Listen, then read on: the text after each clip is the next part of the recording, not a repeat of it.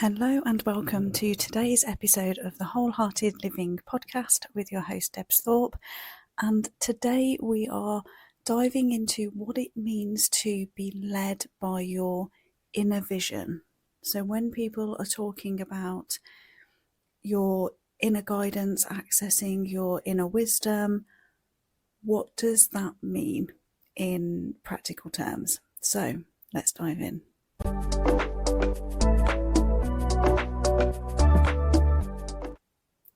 So if you've been listening to the podcast up until this point, you will have found yourself being introduced to different concepts and different ways of understanding and explaining how we come to have our thoughts and beliefs, and that we have these different parts of ourselves, and that the bulk of our behaviour is instigated from our subconscious. And our subconscious, for the most part, when it comes to our deeply embedded in our core beliefs, was formed before the age of 9.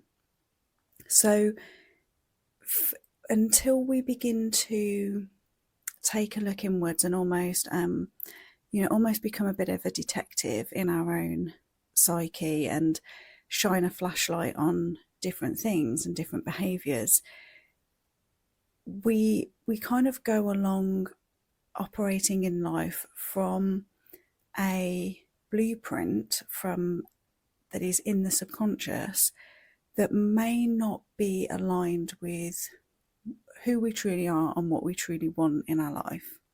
So when we talk about what it means to be led by an inner vision and accessing this inner wisdom and your intuition and your higher self, we're referring to the ability to look at and see the various different patterns and beliefs and that subconscious blueprint, and see whether that aligns with your inner vision. And if it doesn't, then that's where we get to, shift it, change it, alchemize it, whatever needs to be done with it. So this whole process really begins with the awareness that you want change in your life in some way, whether that be you want different circumstances, you want to be in a different environment, you want to have a different experience of yourself or life. So you have the awareness of, okay, something needs to shift here. And so being led by that desire then is the thing that will allow you to bring awareness to what habits, beliefs, behaviours, actions do you have currently in your life that doesn't support that. So, a simple but classic example from my own life in this was when I'd always wanted to live by the sea, and I come from the Midlands, which is in the very centre of England, so totally and utterly landlocked, and I'd always wanted to live by the sea. And when I then made the move to leave everything behind and live in a place right by the sea, it was then, I remember when I came down to view some properties and I was walking along the seafront and I saw like loads and loads of runners and joggers running along the seafront, and I remember thinking to myself, wow, this is amazing. Like, I can't wait to come and live here and be this close to the sea, and I'm going to be one of those people where I'm going to be a runner and I'm going to be out and early in the morning and soaking up the vibe, and what an amazing experience. And so, I had this vision, and yet more often than not, I would choose to not go for the run, right? And yet I would still have this desire of like, oh, I want to be a runner. I want to be one of those people that is having this experience of this amazing place. Yes, you literally run right next to the sea. I mean, it's a really amazing kind of route, and but my actions were not following that. And so, I remember waking up one day and going, okay, well, if I want to be a runner, if I want to be one of those people that is running along the seafront, at 6 in the morning, then I have to be a person that gets up and goes for a run at 6 in the morning. So I then was able to shift my thoughts and my habits and my behaviors to match that desire. Right. So, I developed the habit of going, okay, tomorrow I'm going to go for a run. The night before, I would get all of my kit out, I would be setting my alarm ready, and then I would just go and do it.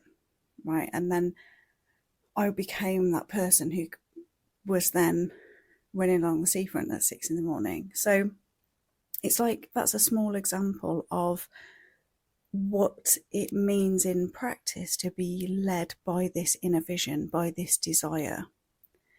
And the way that I've come to experience this, and I find it a really helpful way of looking at it, is that any desire that you have, a desire where you feel the expansion of it, where it feels a very true, deep desire for you, that is like it's already meant for you. So therefore, it makes sense that the way to get there, the way for that to come into your existence in reality, it's already, all of the information is already contained in that desire. And so what we have to do is consciously tune into that desire more than the stories, the beliefs, the old habits, the old patterns and behaviors that we have come to develop in our everyday life. So there are going to be things within that desire that call you to, change certain things, or let go of certain things, or embrace more things. It's never going to be stuff that you can't do. And it's always going to happen in a way that is, the best route for you, which may mean that it's different to everybody else. And that's okay. But what I really want to invite you to do throughout this episode is to really tune into what your desires are. What, if we could really set there to be no limitations at all. Like, let's just play with this for a moment. Let's open your imagination to the most expansive state it could ever be in, where there's no limits, there are no limitations, there's no barriers or boundaries, like nothing is impossible. And we just play with that for a moment. So we just imagine that that's the case, right? It's no different to, when you were a kid, or if you were to give a kid a stick when they are really young and go, okay, this is your magic wand now, and you get to create this amazing world and create whatever magic you want. Like, let's play with this for a moment and allow our imagination to create what it believes is the best, highest possible vision of ourselves and our life. Let's not listen to any of the practical, logical human brain at the moment. We're just playing, okay? Let's just play with our imagination for a moment, and let's allow that expansiveness. It's like, what is the dream or the desire that you daren't say out loud because it seems so out there? Like, it seems so big that you don't know how it would possibly ever happen. What's that thing? And just allow your imagination to entertain that for a moment. Allow that vision to almost permeate every cell in your body, and see how it feels just to kind of bathe yourself in that vision for a moment. And allow that imagination to really make that vision come alive. Turn up the brightness of that vision. Turn up the intensity of the feelings, the excitement, the passion, the aliveness. Like, let's make this picture bigger. Let's make it immersive. What can you see? What can you feel? What can you hear? What can you smell? What can you taste? Like, let's make this an immersive experience for a moment. And allow yourself to tune into this inner vision, even when you don't know how that's going to come into being.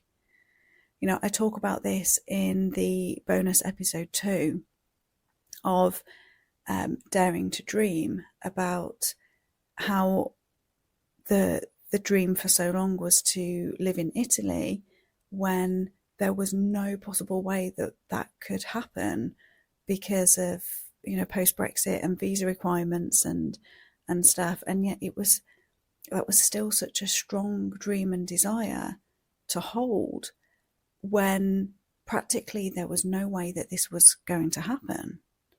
And I actually share in a really detailed blog post, I'll share the link in the description, of how all of this came to be. And so there are so many things that can seem impossible from where you are right now, that by following that vision, by following that dream and the desire, and sometimes there's seemingly such random occurrences that happen, right? You can't possibly predict them, that are the way that vision will drop into your physical existence.